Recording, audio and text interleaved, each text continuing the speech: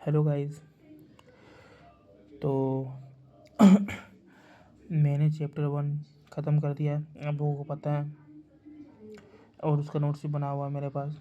अगर आप लोगों को चाहिए होगा तो आप मुझे कमेंट कर सकते हैं, तो मैं उसका नोट्स अपलोड कर दूंगा एक वीडियो के द्वारा और शॉर्ट्स के द्वारा। और आज मैं जा रहा हूँ, मैंने चैप्टर 2 भी मैंने कर ही लिया है, तो चैप्टर 2 का भी नोट्स मेरे पास है, तो आप दोनों को नोट्स मिल जाएगा। लेकिन मैंने चैप्टर 2 को पढ़ाया नहीं इसमें। मेरा काम है कि भाई मैं एक खुद के लिए भी कर रहा हूँ कि ऑडियोबल के लिए, ठीक ना, कि बाद में अगर कभी मुझे सुनना हो तो मैं इस चीज़ों को सुन सकूँ। तो मुझे ये मतलब मुझे अपने नोट्स को याद करने के लिए मुझे कॉपी किताब ना खोलना ना पड़े। मैं अपने नोट्स को आराम से मोबाइल में ईयरफोन लगा कर आराम से सुन सकूँ किसी भी टाइम। इसीलिए मैं इसे अपलोड कर रहा हूँ। तो मैं अपने नोट्स से चैप्टर 2 मैंने नोट्स क्या लिखे, चैप्टर 1 तो मैंने बता दिया, तो उसको आपको नोट्स में दे दूँगा। लेकिन चैप्टर 2 में मैंने क्या नोट्स किया, क्या नोट किया है, वो मैं आपको इस वीडियो द्वारा बताऊँगा।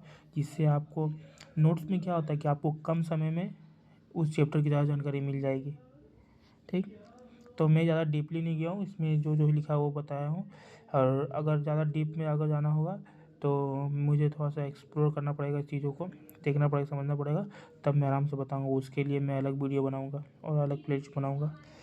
तो स्टार्ट करते हैं।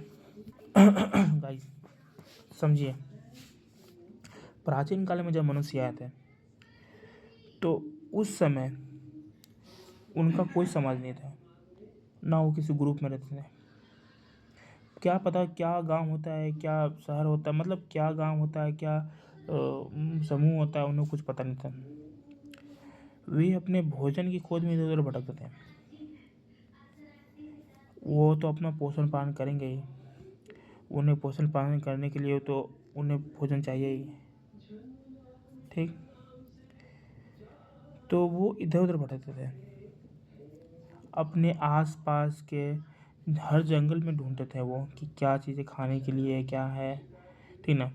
उन्हें ये नहीं पता था, उन्हें बस पता है कि मुझे बस खाना है, बस रहना है, खाना है, रहना।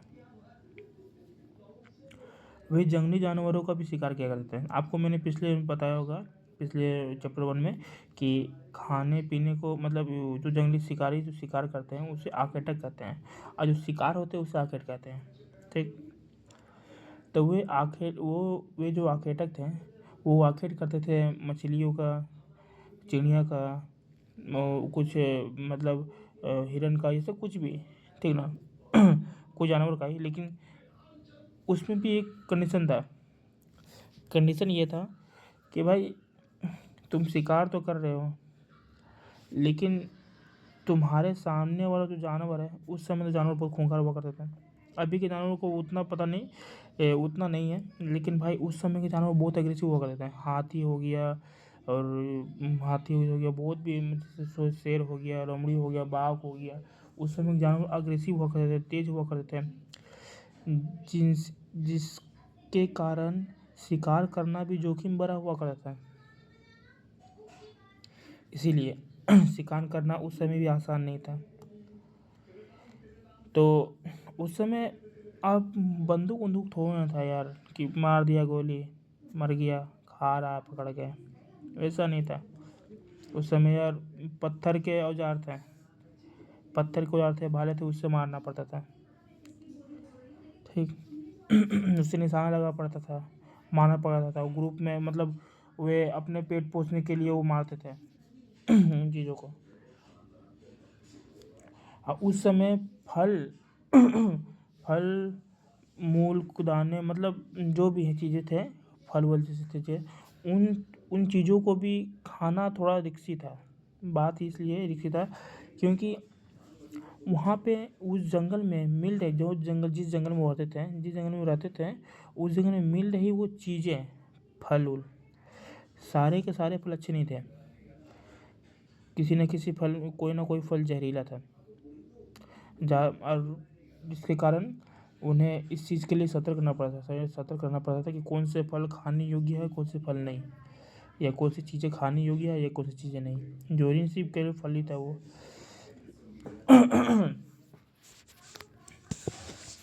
तो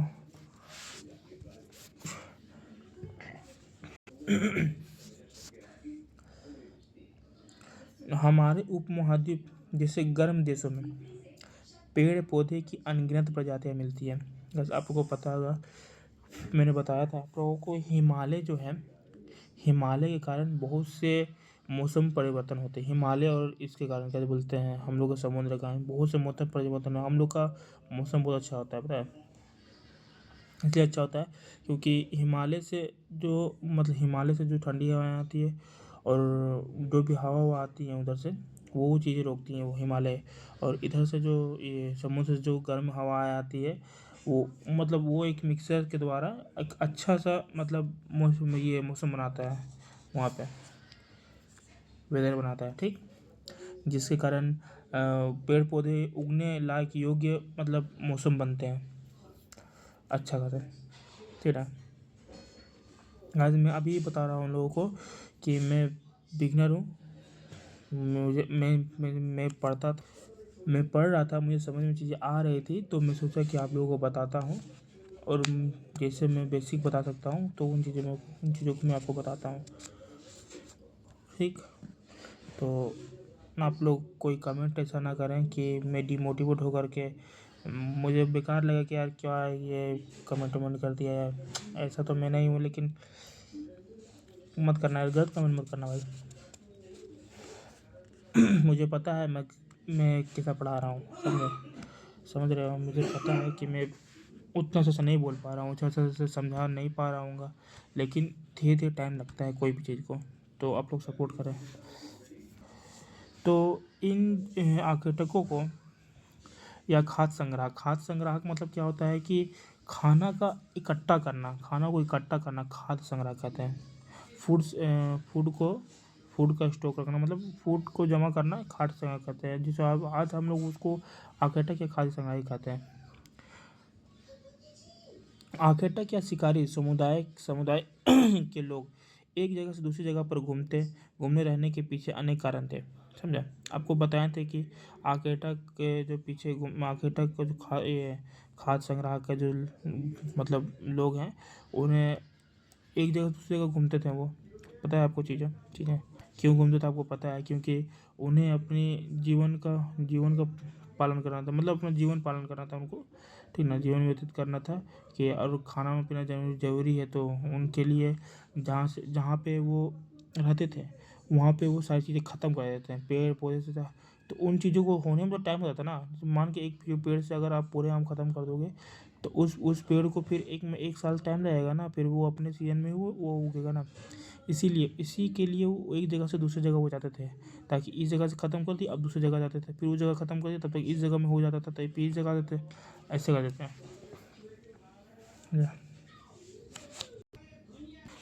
देखो, पहला एक ही जगह, देखो इससे तीन में बताता हूँ कि तीन चार है, बताता हूँ मैं कि क्या क्या कारण इधर उधर जाता है।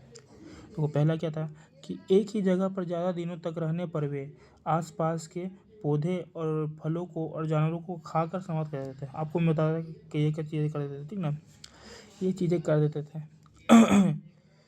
दूसरा कि जानवर भी अपने भोजन के लिए जगह बदलते थे। जब तुम्हारा खाना ही इधर उधर भाग रहा है तो भाई तुम भी उसके पीछे ही भागोगे ना, ठीक। तीसरा क्या था कि अलग अलग स्थानों पर अलग अलग मौसम के पेड़ों और पौधों में फल फूल होते थे, ठीक ना। चौथा क्या था कि पानी की आवश्यकता के कारण भी वे घूमते रहते थे, क्योंकि जल स्रोतों में हमेशा पानी नहीं रहता था, ठीक। समझो हम क्या बोला, क्यों बदलते थे। पहला रीज़न ये था कि एक ही जगह पे ज़्यादा दिन वो रहते थे ना, तो वहाँ का खाना वो ख़त्म कर देते भाई।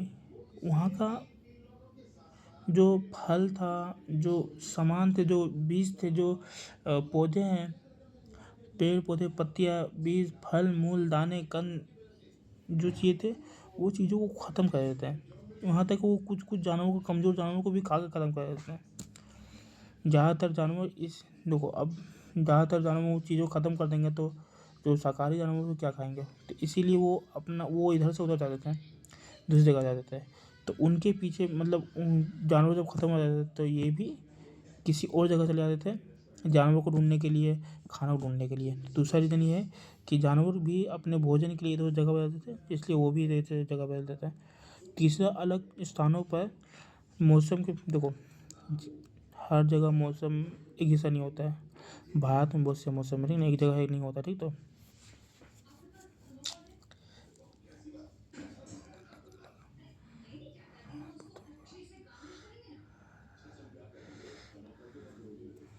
समझा। भारत में हर जगह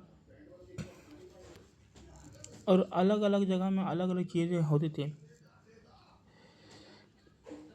मौसम तो पूरा भारत में एक ही रहता था। अब गर्मी का दिन ठंडा भारत में रहेगा नहीं, ठंडा का दिन गर्मी भारत में रहेगा नहीं, तो एक ही जैसा रहता था मौसम। लेकिन अलग अलग जगह पे अलग अलग चीज़ें हुआ करती थी, ठीक ना, जिसके लिए वो इधर उधर भटका करते थे एक से दूसरी जगह।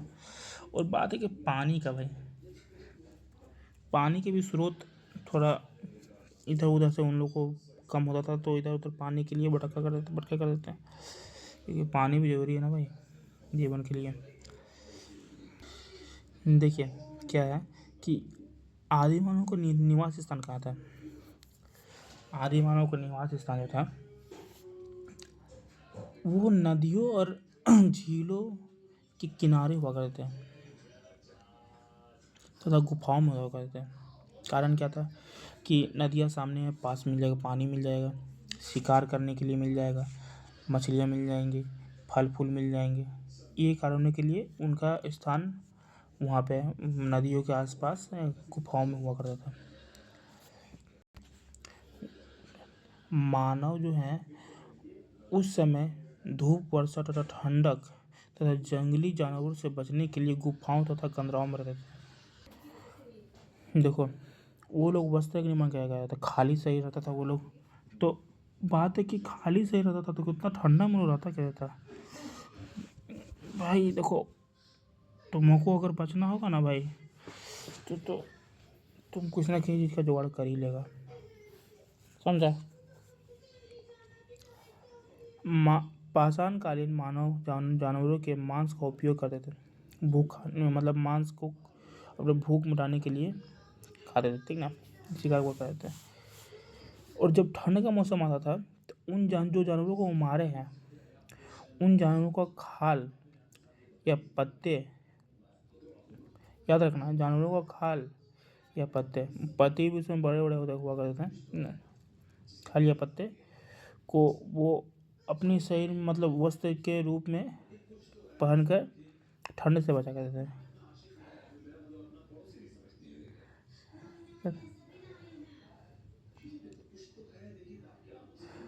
उपयोग किया जाने वाला खाल या चमड़ी स्थायी नहीं रहता होगा, और वो ठंड का मौसम खत्म होते ही वस्त्रों को फेंक देते थे। क्योंकि कारण था चमड़ी जो था उससे दुर्गंध आता था, गंध आने लगा था। ज़्यादा दिन आप पहनेंगे चमड़ी तो ज़्यादा दिन रखेंगे अब किसी चीज़ को, चमड़ी उमड़ी को, तो गंध ही आएगा ही, तो इसलिए गंध आने लगा था। इसी कारण भी वो फेंक देते हैं। और ज़्यादा गर्मी मतलब अब पहनते भी नहीं थे, ज़्यादा गर्मी में पहनते भी नहीं थे, और गंध के कारण वो फेंक देते हैं। उनका काम हो गया, वो फेंक दिया। देखो आदि मानव के बारे में जानकारी के स्रोत मिले थे, जैसे उड़ीसा के मयूरभंज में मिले हैं, मध्य प्रदेश के भीमबेटका मिले, राजस्थान के दिदवाना मिले, गुजरात के हिरन घाटी मिले हैं, ठीक ना। हमको पहले बताते हैं कि प्रागैतिहासिक काल में झारखंड को छोटा नागपुर बोला जाता है, छोटा नागपुर, ठीक। किस किस जगह में क्या क्या चीज़ें मिले मैं बता देता हूँ आप लोगों को। पत्थर की कुल्हाड़ी तथा भाले, ठीक, कहाँ मिले, झरिया के कोयला खानों में, ठीक। युग पूरा पाषाण युग। चाकूनुमा धारदार पत्थर कहाँ मिले, चाईबासा चक्रधरपुर के निकट संजय नदी घाटी, नवपाषाण युग। सुंदर कुल्हाड़ी कहाँ मिले हैं, बूढ़ा डी तमाड़ नवपाषाण युग। तांबे की कुल्हाड़ी बसिया, कहाँ बसिया, कहाँ, गुमला में, ठीक, ताम्र युग।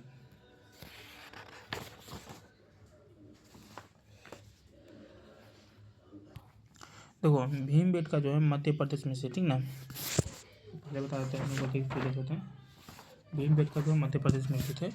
यह एक आवासीय पुरस्थल है। यहाँ पे जो है ना एक आवासीय पुरस्थल है। इस प्रकार की प्राकृतिक गुफाएं विंध्य और दक्कन के गुजरात के पर्वतीय इलाकों में पाई जाती है। समझे।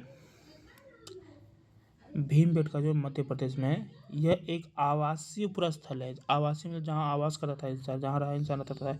इस प्रकार की एकदम सेम, मतलब इस प्रकार का गुफा जो है विंध्य में और दक्कन तथा गुजरात के पर्वतीय जो इलाका है ना, वहाँ पे मिलता था, ठीक ना।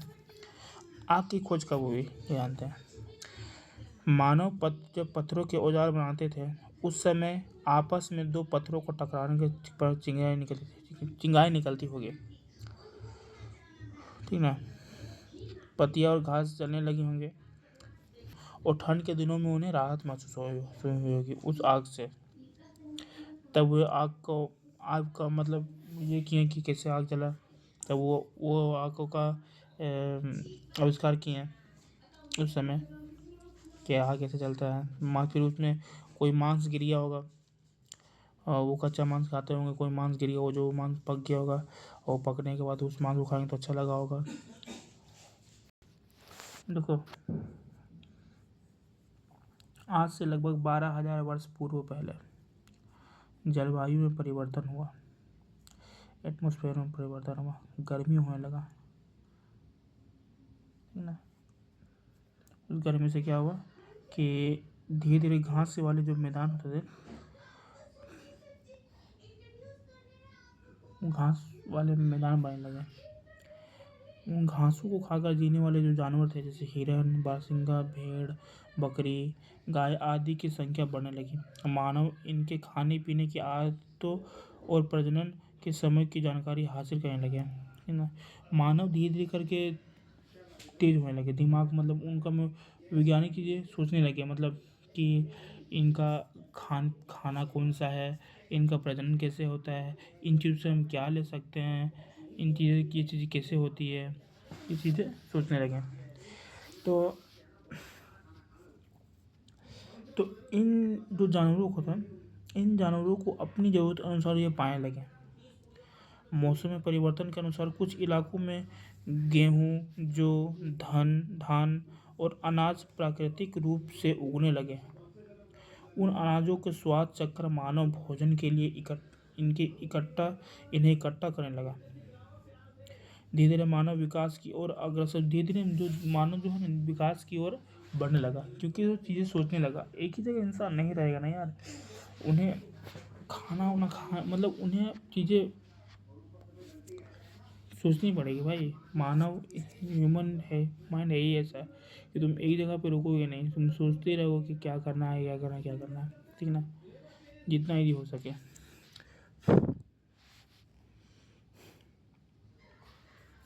धीरे धीरे मानव विकास की ओर बढ़ने लगा, ठीक। नवपाषाण युग की शुरुआत लगभग 10,000 से 4,000 ईसा पूर्व तक माना गया है।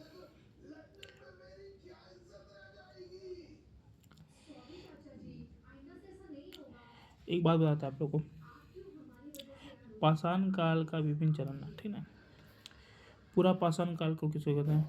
25 लाख साल से पहले से 12,000 साल पहले तक। मध्य पाषाण किसको कहते हैं? 12,000 साल पहले से 10,000 साल पहले तक। और नवपाषाण किसको कहते हैं? 10,000 साल से 4,000 साल तक का समय को नवपाषाण काल कहते हैं, ठीक ना। नवपाषाण काल में, ठीक ना, इसमें मानव पूर्ण रूप से स्थायी और विकसित हो गया। इसे मानव नवपाषाण युग कहते हैं, ठीक। इसकी विस्तृत जानकारी आप देखो भाई, आग का आविष्कार जो है पूरा पाषाण काल में हुआ। पूर्व पाषाण काल में मानव का मुख्य जीविका जो था, आधार जो था, मुख्य जीविका का आधार मतलब मेन उसका जीने का जो सोर्स था कि जीना कैसे है, वो शिकार था, वो शिकार पे डिपेंड थे, ठीक। पहिए का जो आविष्कार हुआ था नवपाषाण काल में हुआ था। कृषि का जो शुरुआत हुआ था नवपाषाण काल में हुआ था। देखो, सेल चित्रकारी रॉक आर्ट, ठीक ना। सेल चित्रकारी पत्थर में बनाया गया चित्र, ठीक, खोद खोद के जो पत्थर में चित्र बनाया जाता था। तो देखो ये चीज़ें कहाँ से मिली, कहाँ मिली है। ये जो चीज़ें हैं, मतलब जो पशु पक्षी पेड़ पौधे से बना देते हैं, तो ये चीज़ जानते कहाँ मिली है। ये चीज़ मिली है आपके अजंता एलोरा जो महाराष्ट्र में है, ठीक ना। भीमबेटका जो मध्य प्रदेश में, बिहार के भागलपुर में मिले हैं, राजगीर तथा झारखंड के हजारीबाग में मिले हैं, ठीक ना। एक कहानी बताता आपको, कहानी नहीं मतलब है, रियल है। एक बुलू इमाम नाम का एक व्यक्ति था, जिसका जन्म 31 अगस्त 1942 को हुआ, ठीक ना। ये पर्यावरणवादी होने के साथ साथ झारखंड में आदिवासियों की कला एवं धरोहर को एक अंतर्राष्ट्रीय पहचान बनाने में जुटे हुए हैं। इन्होंने हजारीबाग के इसको ग्राम में पहले सेल चित्र की खोज की थी, ठीक ना। कर्णपुरा घाटी में इन्होंने कई और सेल चित्रों की खोज की। कोहबर और सोहराई चित्रकला को इन्होंने अंतर्राष्ट्रीय मंच प्रदान किया। इन्होंने tribal women artist co operative ठीक ना, ऑपरेटिव, अब ये देखिए, ये फुल फॉर्म, ठीक ना, ट्राइबल वुमेन आर्टिस्ट कोऑपरेटिव, ठीक ना, ट्राइबल वुमेन आर्टिस्ट कोऑपरेटिव, ठीक ना। मैं मिला के बोल रहा हूँ भाई, वो हिंदी में लिखा हुआ था इसलिए मैं ऐसे बोला। ट्राइबल वुमेन आर्टिस्ट कोऑपरेटिव के द्वारा कोहबर वो सोहराई चित्रकला का ऑस्ट्रेलिया, यूरोप में, यूके में प्रदर्शन लगाकर झारखंड के चित्रकला को अंतर्राष्ट्रीय मंच प्रदान किया। इन्होंने झारखंड की जनजातीय कला एवं संस्कृति पर कई फिल्मों का निर्माण किया, कई पुस्तकें भी लिखी। इसी योगदान के लिए 2011 में गांधी अंतर्राष्ट्रीय शांति पुरस्कार भी इन्हें मिला। तो याद रखना, बस तुम इतना याद रखना कि ब्लू इमाम जो था, ठीक ना, ब्लू इमाम, ठीक ना, याद रखना कि ब्लू इमाम जो था, इसका जन्म हुआ था 31 अगस्त 1942 को, ठीक ना। और इनका जो मेन काम था, ये सेल चित्र को, मतलब ये इनका जो काम था, ठीक है, पर्यावरणवादी थे, ठीक ना। और झारखंड में आदिवासी की कला को बताना, जो झारखंड में जो अंतर्राष्ट्रीय पहचान बनाने में जुटे हुए थे झारखंड को, ठीक ना। झारखंड का आदिवासी, झारखंड का जो कला वाला उसको जुटाने में, अंतर्राष्ट्रीय पहचान बनाने के लिए इनको जुटे हुए थे, ठीक है। और याद रखना कि इनको गांधी, ठीक ना, 2011 में गांधी अंतर्राष्ट्रीय शांति पुरस्कार मिला था, ठीक। तो गांधी अंतर्राष्ट्रीय शांति पुरस्कार, ठीक। तो याद रखना, इतना याद रखना कि ब्लू इमाम जो है, उनको गांधी अंतर्राष्ट्रीय शांति पुरस्कार मिला था। और ज़्यादा कुछ ज़्यादा रखने जरूरत नहीं है, ठीक। तो चैप्टर 2 में अभी सबकी बेसिक चीज़ें हैं, कुछ अभी ज़्यादा याद रखने चीज़ें नहीं है, थोड़ी सी है। कल जितनी लंबी वीडियो बनी थी उतनी लंबी वीडियो बनेगी नहीं इसमें, ठीक। इसमें मुश्किल से 30 मिनट की वीडियो होगी, कल उसमें 40 मिनट के साथ वीडियो बनी थी, इसीलिए। देखो, झारखंड का हजारीबाग, गढ़वा, रांची तथा कोडरमा व गिरिडीह के आया कुछ, ठीक ना, कुछ जिले में झारखंड के हजारीबाग, गढ़वा, रांची, कोडरमा तथा गिरिडीह, इन जिलों में कौन कौन से खोजकर्ता थे। जैसे हजारीबाग में ब्लू इमाम थे, गढ़वा में जो तो डॉक्टर राजेश तिवारी थे, रांची में बिंदुला जायसवाल थे, कोडरमा और गिरिडीह, ठीक ना, दोनों में डॉक्टर AK प्रसाद थे। याद रखना भाई, ठीक ना। आप लोग रिपीट करके ये चीज़ सोच सकते हो, पीछे करके ये चीज़ सुन सकते हो, तो ये चीज़ याद रखना भाई। इसमें समझाने वाला कुछ है नहीं कि नाम और याद रखना, जिला याद रखना। तो भाई आपका चैप्टर 2 ख़त्म हो गया है, ठीक। अब आप लोगों को क्वेश्चन कुछ है तो वो आप लोग, मैं बोलता हूँ भाई कि देखो आप लोग ना, ये जो क्वेश्चन है ना, इसमें वो नहीं कि मैचिंग करना, ये मैचिंग करना, वो सब नहीं। इसमें देखो मैचिंग करना, ठीक ना, वो सब नहीं करना है। इसमें लिखा है निम्नलिखित प्रश्नों को उत्तर दें, ठीक ना। इसमें से आपको आकेटा या खाद्य संग्रह किसे कहते हैं, इस ये हो गया। आज ये आवासीय तथा उद्योग स्थल किसे कहा जाता है? ये सब चीज़ें शैल चित्रकारी क्या क्या अभिप्राय है, ये सबको कर लेना भाई। ये सब कर लेगा तो आपको क्लियर हो जाएंगे, ठीक ना। ये आपको ये याद कर लेना है। और आपको ये याद करने के बाद मतलब ये जो है ये क्वेश्चन बनाने के बाद आपको चीज़ें मतलब आप ऑडियो सुन लेंगे तो ये क्वेश्चन फिर उनके बाद बनाने के बाद आपको ये ऑडियो क्लियर हो जाएगा, ठीक। तो अगर आप किसी बस उसमें बैठे हुए कहीं जा रहे हैं, इसके लिए मैं आपको क्वेश्चन एक बार बोल देता हूँ। अभी 5 मिनट टाइम है, मैं आपको क्वेश्चन बोल देता हूँ जिससे आपको मन में सोचने का आपको बुक खोलना नहीं पड़ेगा, आप मन में सोच सकते हो कि आप क्या क्या सुने थे, ठीक। आकेटक या खाद्य संग्राहक किसे कहते हैं? बताया था आपको कि आकेटक शिकारी को कहते हैं और खाद्य संग्राहक उन्हें कहते हैं जो फूड को मतलब जो खाने को संग्रह करते हैं, खाने को इकट्ठा करते हैं, ठीक ना। इसको आप अच्छा से सोच लीजिएगा, आप चीज़ों को भी थोड़ा सा सर्च कर लीजिएगा, ठीक ना। तो आपको बेहतर आप सर्च करिएगा चीज़ों को ना गूगल में, तो आपको वो चीज़ें याद रह जाएंगी, ठीक। आवासीय तथा उद्योग स्थल किसे कहते हैं? देखो आवासीय क्या होता है ना कि जहाँ पे लोग रहते थे, ठीक ना, आवास कि तुम्हारे आवासीय जैसे बोलते हैं ना कि आवास पत्र क्या है, आवासीय पत्र क्या होता है, तो जहाँ चीज़ें रहते थे, ठीक है, जहाँ लोग रहते थे। उद्योग स्थल जहाँ पे जो वो वो चीज़ें बनाते थे, जैसे कुल्हाड़ी वुल्हाड़ी हो गए, वो सब चीज़ बनाते थे, उन्हें उद्योग स्थल कहते थे उस समय के। आग की खोज में मानव द्वारा किस प्रकार की गई थी? आग की खोज आपको पता था कि मानव द्वारा किस प्रकार की गई थी? आग की खोज की गई थी, जैसे कि पत्थर को टकराने पे जो चिंगारी निकली थी, उस चिंगारी से गलती से उन चिंगारी वहीं से आग लगा हो, आग वो सो आग सुलगा हो, बड़ा होगा वो आग, उसमें वो मीट गिर गया हो कि या किसी मतलब ये मांस गिर गया होगा, वो मांस पक गया होगा, वो मांस को खाए होंगे। फिर उस आग से वो बहुत से काम करते होंगे, जैसे गाय जानवरों को भगाना, जंगली जानवरों को भगाना, उस आग से ठंड के टाइम में राहत मिलना, ठीक ना। सेल चित्रकारी से क्या अभिप्राय है? मैं बताता हूँ सेल चित्र से क्या अभिप्राय है। कि सेल चित्र कुछ, ठीक ना, एक पत्थर में खुरद कर बनाया गया। उस समय वो प्लानिंग भी करते थे कि ये चीज़ें हैं, ठीक ना, कि कैसे कैसे करके मतलब उन्होंने बनाते थे वो कि जानवर बनाते थे, भाला बनाते थे, इंसान बनाते थे, ठीक ना, इसी तरह से।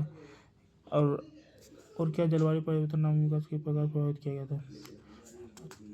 मानव को देखो जलवायु परिवर्तन मानव को किस प्रकार प्रभावित किया?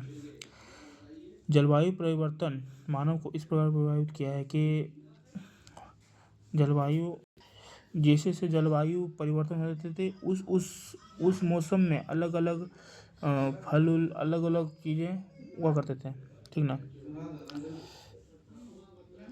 जैसे अलग अलग मौसम आपको पता हो कि अलग हर मौसम का हर एक फल होता है ना। हर मौसम हर एक फल होता है, हर खाना होता है एक मौसम का, ठीक ना।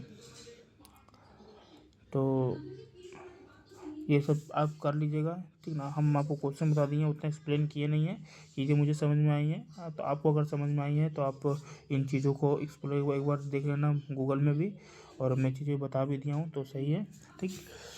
मैं नोट्स बता दिया आपको, और जो ये क्वेश्चन है आप ये कर लीजिएगा गूगल से देख करके। गूगल से देखने जो मतलब आप कर लीजिएगा, क्या होगा बता दें, गूगल से आप देख लीजिएगा तो एक क्वेश्चन देख लीजिए गूगल को, तो वो चीज़ आपको याद है। आप बात वो सर्च कर रहे हैं तो वो चीज़ आपको याद रहेंगी, ठीक। तो ठीक है भाई, मिलते हैं आपसे कल चैप्टर, तब तक बाय। चैप्टर 3 मिलते हैं भाई कल हम। अभी मैं कुछ गाइस बिजी चल रहा हूँ, इसीलिए थोड़ा सा कुछ चीज़ें और नहीं बता पा रहा हूँ, लेकिन धीरे धीरे करके मैं आपको सारी चीज़ें क्लियर कर दूँगा, सारी चीज़ें, ठीक ना। और अभी मैं थोड़ा सा बोलने में लड़खड़ा रहा हूँ क्योंकि मैं नया वीडियो है और मैंने ऐसे कभी पढ़ाया नहीं है, तो इसलिए मुझे थोड़ा सा चीज़ें दिक्कत हो रही है। लेकिन मैं धीरे धीरे करके आपको और डीपली बताऊँगा ताकि आपको ज़्यादा इधर उधर जाने की ज़रूरत ना पड़े। जीएस के लिए तो मैं भाई डीपली बता दूँगा, आपको ज़्यादा इधर उधर जाने की ज़रूरत नहीं पड़ेगी। 6 से लेके 12 तक भाई इनफ है, ठीक ना, इससे बाहर कहीं नहीं आता है।